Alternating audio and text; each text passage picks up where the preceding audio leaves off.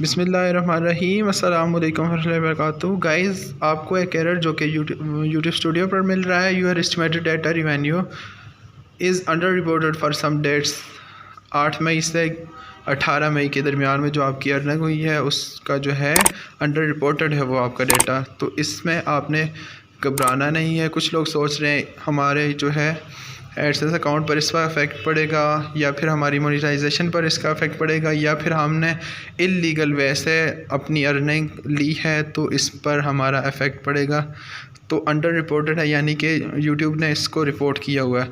तो इस तरह का कुछ नहीं है। ये इन्होंने ये बताया हुआ है कि आपकी मई 8 से लेकर मई 18 के दरमियान की जो अर्निंग है ये अंडर रिपोर्टेड है। ये आपको कम या ज़्यादा शो हो सकती है, टेक्निकल इशू है, तो ये सॉल्व हो जाएगा, अपडेट हो जाएगा।